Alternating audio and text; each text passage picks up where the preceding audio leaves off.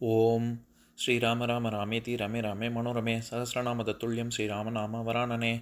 உலகம் யாவையும் தாமுழா வாக்கலும் நிலைபெறுத்தலும் நீக்கலும் நீங்களா அழகிலா விளையாட்டுடையார் அவர் தலைவர் அன்னவர் கேசரன் நாங்களே.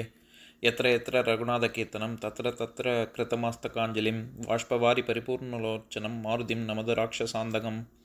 அஞ்சிலே ஒன்று பெற்றான் அஞ்சிலே ஒன்றை தாவி அஞ்சிலே ஒன்று ஆறாக ஆரியர்க்காக ஏகி அஞ்சிலே ஒன்று பெற்ற அணங்கை கண்டு அயலாரூரில் அஞ்சிலே ஒன்றை வைத்தான் அவன் எம்மை அழித்துக் காப்பான்.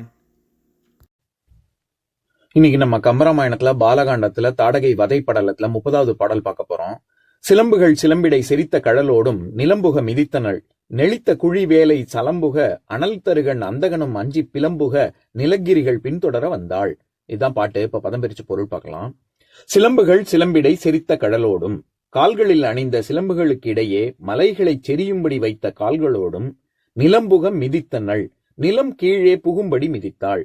நெளித்த குழி வேலை ஜலம்புக அதனால் நெளிய பெற்ற குழியில் கடல் நீர் புகவும், அனல் தருகன் அந்தகனும் நெருப்பென விழிக்கும் வலிமை மிக்க யமனும் அஞ்சி பிளம்புக பயந்து குகையில் புகுந்து ஒளியவும் நிலகிரிகள் பின்தொடர வந்தாள்.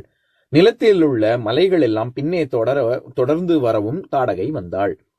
இப்ப நம்ம இந்த பாட்டுல இருக்கக்கூடிய நயங்களை பார்க்கலாம். இதுல சிலம்புகள் சிலம்பிடை அப்படின்னு வருது இல்ல, அந்த சிலம்பு அப்படிங்கிறதுக்கு நிறைய பொருள் இருக்கு. பிரதானமாக ஒலி அப்படிங்கிறது தான் பொருள். அந்த ஒலிங்கிற பொருளை வச்சுதான் மகளிர் அணியக்கூடிய காலணி வகை நம்ம சிலம்புகள்ல மணி அந்த ஓசை எழுப்போம். அதனால அதையும் நம்ம சிலம்புன்னு சொல்றோம். அதை தவிர மலை, அப்புறம் பக்கமலைன்னா மவுண்டன் ஸ்லோப்பு, அதுக்கப்புறம் குகை, இப்படியாக பொருள் இருக்கு. இந்த இடத்துல சிலம்புகள் அப்படின்னு வர்ற இடத்துல மலைகளையும், சிலம்பிடை அப்படின்னு வர்ற இடத்துல பாதச்சிலம்பையும் குறிக்குது. அதாவது கம்பர் என்ன சொல்ல வர்றாரு, பொதுவாக சிலம்புகளுடைய மணிகள் பொருத்த பெற்றிருக்கும், தாடகையுடைய சிலம்புகள்ல மலைகள் மணியாக பொருத்த பெற்றிருக்கு அப்படிங்கிறாரு. அப்பேற்பட்ட வலிமை மிக்கவள் அப்படின்னு. சிலம்புகள் சிலம்பிடை செரித்த கடலோடும், இந்த இடத்துல செரித்த அப்படின்னா நம்ம அறிவு செறிவு மிக்கவன், ரொம்ப அறிவாளி அப்படின்னு சொல்றோம்ல, நிறைவு மிகுதியை குறிக்கும். இந்த இடத்துல செரித்த அப்படிங்கிறது அமைத்த அப்படிங்கிற பொருள்ல வருது. அதாவது செறிவுனா அமைதல் அப்படின்றது. என்ன அமைகிறது? செரித்த கடலோடும், அதாவது கடல்னா பாதம். அந்த பாத சிலம்புகள், அந்த மலைகள்லாம் பாதத்துல பாத சிலம்புல அமைய பெற்றிருக்கு அப்படின்னு சொல்ல வர்றாரு. அதே மாதிரி நிலம் புக மிதித்தனள் அப்படின்னா, நிலம் கீழே அவ கால் தடத்துல பார்த்தா அடியில பூமியே அடியில போயிருக்கு, அவ்வளோ கனமானவள் வலிமையானவள் அப்படின்னு சொல்ல வர்றாரு. இப்ப நம்ம இது காட்ஜில்லா, ஜுராசிக் பார்க் படங்கள்லாம் நீங்க பார்த்திருந்தீங்கன்னா தெரிஞ்சிருக்கும். இன்னும் அந்த டைனோசரோடைய உருவத்தையோ காட்ஜில்லாவோட உருவத்தையோ காமிச்சிருக்க மாட்டாங்க. ஆனா அந்த உருவம் எவ்வளவு பெருசு அப்படிங்கிற ஒரு பிரமிப்பு நமக்கு வரணுங்கிறதுக்காக அவங்க ஆராய்ச்சியாளர்கள் குழிக்குள்ள இருப்பாங்க, அவங்க ஏரியல் ஷாட் எடுப்பாங்க. அதாவது அந்த குழி எவ்வளவு ஆழமானது அப்படி, அதை வச்சு நீங்க மிருகம் எவ்வளவு கனமானது அப்படின்னு, வலிமையானது அப்படின்னு நம்ம புரிஞ்சுக்கலாம்ல. அந்த மாதிரி இங்க கம்பர் சொல்றாரு, நிலம்புக மிதித்தனள், அவ மிதிச்சான்னா அந்த தடம் அப்பேற்பட்டதாக பூமியே உள்ள பாதாளம் வரைக்கும் போகும் அப்படின்னு சொல்ல வர்றாரு. இதுல இன்னொரு குறிப்பும் இருக்கு. அதாவது நெளித்த குழி வேலை ஜலம்புக, வேலைனா கடல்னு நம்ம ஏற்கனவே பார்த்திருக்கோம். சலம்புக, அது சலம், இது சமஸ்கிருதத்துல ஜலம்ங்கிறது தான் நம்ம இங்க தமிழ் படுத்தி சலம் அப்படின்னு வருது. அது நம்ம ஜலதோஷம் அப்படின்னு சொல்றோம்ல, அதாவது குளிர்ச்சியினால் வரக்கூடிய உபாதைய, அது அந்த மாதிரி இங்கே ஜலம், அதாவது அவ கால் பதிச்ச இடத்துல ஒரு கடல் நீரே உள்ள புகக்கூடிய அளவுக்கு இருக்கு அப்படின்னு சொல்ல வர்றாரு. இந்த இடத்துல நெளித்த அப்படிங்கிறது பிறவினை, அதாவது தமிழ்ல தன்வினை பிறவினை அப்படின்னு ரெண்டு இருக்கு. தன்வினைனா என்னன்னா, நம்ம ஒரு நபர் எழுவாய் அவர் செயலை செய்து அந்த பயனை அவரே அனுபவிச்சா அது தன்வினை. பிறவினை அப்படின்னா வேற ஒருத்தருக்காக செஞ்சாலோ அல்லது அந்த செயல் வேற ஒருத்தருக்கு பயனளிச்சாலோ அது பிறவினை. இப்போ உதாரணத்துக்கு விமல் உண்டான் அப்படின்னா விமல் சாப்பிட்டான், அவன் சாப்பிட்டான் அப்படின்னு அர்த்தம். விமல் உண்பித்தான் அப்படின்னா வேற ஒருத்தரை சாப்பிட வைத்தான்னு அர்த்தம். அந்த இடத்துல பிறவினையாக வருது. இப்போ பொதுவாகவே மெல்லொற்றுகள் எல்லாமே வல்லொற்றுகளாக மாறினா அது பிறவினையாகும். இப்ப நகரங்கள்லாம் தகர ககரங்களாக மாறினா, இப்ப உதாரணத்துக்கு வருத்துவான் அப்படின்னா, வருந்தினான் அப்படின்னா அது தன்வினை, அவன் தானே வருந்தினான்.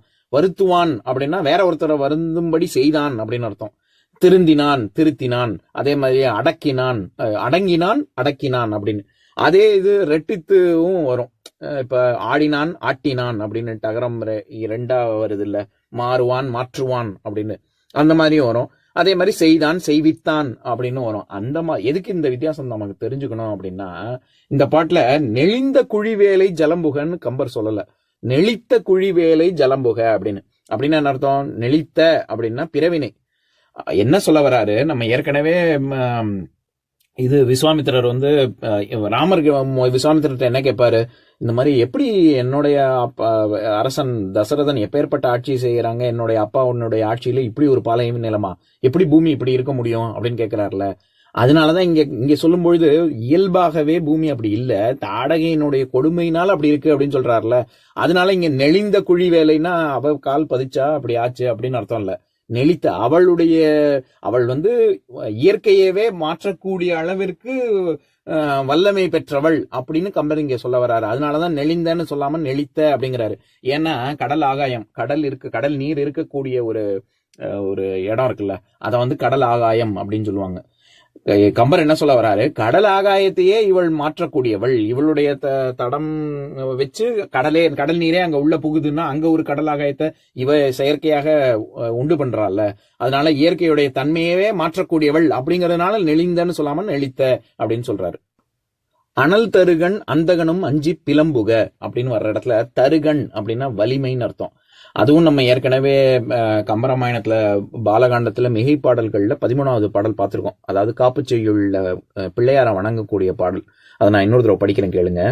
தழை செவி சிறுகண் தாழ்கை தந்த சிந்துரமும் தாரை மழை மதத் தருகண் சித்திரவாரண முகத்து வாழ்பவை இழையிடை கலசக்கொங்கை இமகிரி மடந்தை ஈன்ற குழவியை தொழுவன் அன்பால் குறைவு அற நிறைக என்றே அப்படிங்கிற பாட்டுல தழை செவி, அதாவது ரொம்ப பெரிய நீண்ட காதுகளையும் சிறுகண் சிறிய கண்களையும் உடைய, தாழ்கை தாழ்ந்த கை துதிக்கையும் உடைய, தந்த சிந்தூரமும் தந்தத்தையும், தாரை மழை மதம் தருகன் அதாவது மழை நீர் போன்று மிகுதியாக சுரக்கக்கூடிய மத நீரை கொண்டுள்ள வலிமை தருகன் வலிமையும், சித்திரவாரணமும், வாரணம்னா யானை, சித்திரம்னா அழகு, ரொம்ப அழகிய அழகும் வலிமையும் கொண்டுள்ள யானை முகத்தவனை நாம் தொழுவோம்.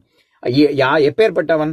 இழை இடை நூலிடையையும் கலச கொங்கை குடம் போன்ற மார்பகங்களையும் இமகிரி மடந்தை இமயமலையின் அரசனின் மகளான பார்வதி தேவியின் ஈன்ற குழவியை, குழவின குழந்தை, அவள் பெற்ற பிள்ளையை தொழுவன் நாம் தொழுவோம். அன்பால் குறைவு அற நிறைக என்றே, அன்பு நிறைந்து குறைவெல்லாம் நீங்கி நிறைவு பெறவே அப்படிங்கிற காப்புச்செய்யுள்ள எப்படி தருகன் சித்திரவாரண அப்படின்னு பார்த்தோம்ல, அந்த இடத்துல தருகன்னா வலிமை பெற்ற பிள்ளையார் அப்படின்னு சொல்ல வராங்கல்ல.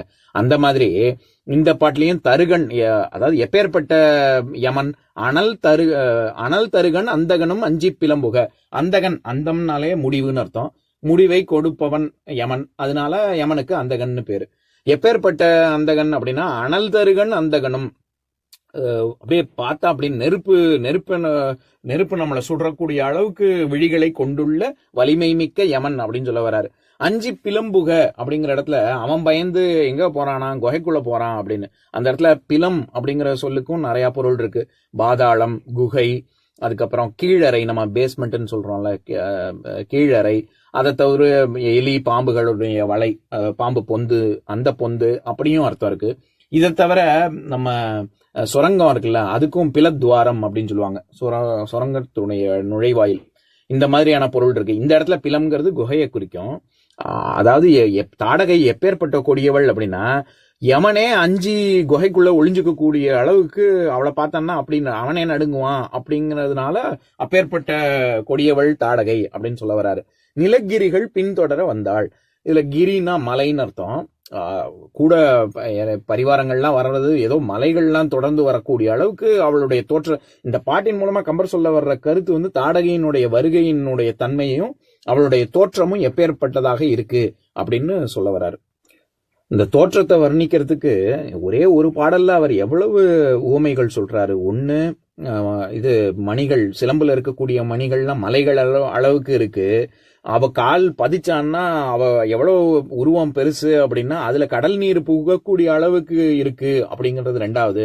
மூணாவது யமனே அவளை பார்த்தான்னா குகைக்குள்ள போயிடுவான், அப்ப அவ்வளவு அஞ்சி நடுங்குவான் அப்படிங்கிறது மூணாவது உவமை. நான்காவது நிலகிரிகள் பின்தொடர வந்தாள், அதாவது ரொம்ப மலைகள்லாம் பின்தொடர, ஏதோ மலையெல்லாம் நடந்து வர்ற பின்னாடி நடந்து வர்ற அளவுக்கு கூட சேர்ந்து வராங்க தாடகை வரா அப்படின்னு இத்தனை ஊமையும் ஒரே பாடல்ல வச்சு சொல்றாரு. இப்ப நான் பாட்டை இன்னொரு தடவை படிக்கிறேன் கேளுங்க. சிலம்புகள் சிலம்பிடை செரித்த கடலோடும் நிலம்புக மிதித்தனள் நெளித்த குழிவேலை சலம்புக அனல் தருகன் அந்தகனும் அஞ்சி பிளம்புக நிலகிரிகள் பின்தொடர வந்தாள். இன்னொரு நாள் இன்னொரு பாட்டு பார்க்கலாம். ஓம் சாந்தாகாரம் புஜகசயனம் பத்மநாபம் சுரேஷம் விஸ்வாதாரம் ககனசத்ரசம் மேகவர்ணம் சுபாங்கம் லக்ஷ்மீகாந்தம் கமலநயனம் யோகி ஹிருத்யானகம்யம் வந்தே விஷ்ணும் பவபயஹரம் சர்வலோகைகநாதம். உம்பரோடு இம்பர்காரும் உலகம் ஓர் ஏழும் ஏழும் எம்பெருமான் என்று ஏத்தி இறைஞ்சி நின்று ஏவல் செய்ய தம்பியரோடும் தானும் தருமமும் தரணி காத்தான் அம்பரத்து அனந்தர் நீங்கி அயோத்தியில் வந்த வள்ளல். ஓம் பூர்ணமதః பூர்ணமிதம் பூர்ணாத் பூர்ணமுதஸ்யதே பூர்ணஸ்ய பூர்ணமாதாய பூர்ணமேவாவசிஷ்யதே. ஓம் சாந்தி சாந்தி சாந்திः. ஓம் சர்வேஷாம் ஸ்வஸ்திர்பவது சர்வேஷாம் சாந்திர்பவது சர்வேஷாம் பூர்ணம் பவது சர்வேஷாம் மங்களம் பவது. ஓம் சாந்தி சாந்தி சாந்திः. ஓம் சர்வே பவந்து சுகினः சர்வே சந்து நிராமயாः சர்வே பத்ராணி பஷ்யந்து மா கஷ்சித் துக்கபாக் பவேத். ஓம் சாந்தி சாந்தி சாந்திः.